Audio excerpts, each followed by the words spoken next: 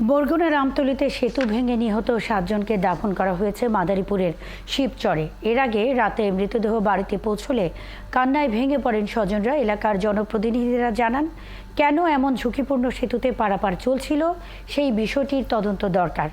নাসিরুল হকের তথ্য ও ছবিতে প্রতিবেদন। ভদ্রাসন এলাকার মাতবর বাড়িতে একই সাথে একই পরিবারের 7 জনের মৃত্যু। কিছুতেই মানতে পারছেন না স্বজনরা।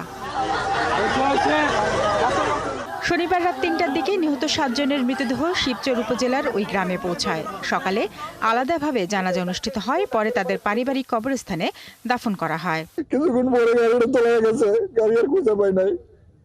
আশেপাশে মানুষ আসছে, আইসা ডুবাইছে, গাড়ি পায় নাই। পরে অনেকক্ষণ পরে গাড়ি পাইছে। আমার মার লাশ থেকে শুরু করে আরো 8টা লাশ, মোট 9টা লাশ বের হয়েছে। মারা গেছে আমার বোন, আমার ভাগনার বউ, এরপর আমার ভাগনার শাশুড়ি, আমার ওয়াইফ, তারপর আমার ছোট ভাইয়ের বউ, ছোট ভাইয়ের 2 মেয়ে।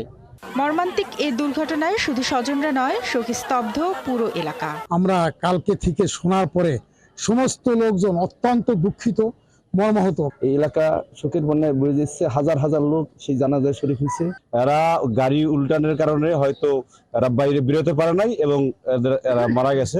এদিকে এই দুর্ঘটনার জন্য দায়ী ওই দুর্বল সেতু এমন দাবি করে এলাকার জনপ্রতিনিধিরা জানান, নির্মাণের মাত্র 13 বছরের মাথায় কেন সেতুটি ঝুঁকিপূর্ণ হলো এর সুষ্ঠু তদন্ত দরকার। ব্রিজ ভেঙে গাড়ি পড়ে 7 তাজা প্রাণ চলে গেল। এই জন্য আমি অত এলাকার প্রশাসনকে দায়ী করব, এই জন্য যে এইরকম কারো তাজা প্রাণ যেন প্রশাসনের গাফিলতির কারণে না হয়। বিয়ের পর বোনকে আনতে ঢাকায় কর্মরত ব্যাংক কর্মকর্তা আবুল কালাম আজাদ পরিবারের সদস্যদের নিয়ে শনিবার দুপুরে বরের বাড়ি বরগুনার আমতলী যাচ্ছিলেন। এ সময় বরের বাড়ির কাছাকাছি হলুদিয়া ব্রিজ পার হওয়ার সময় তাদের মাইক্রোবাসটি সেতু ভেঙে পানিতে পড়ে যায়। এতে ভাগ্যক্রমে তিনি বেঁচে গেলেও প্রাণ হারায় তার স্ত্রী এবং মেয়ে সহ পরিবারের 7 জন। শারমিন স্বপ্না, একাত্তর।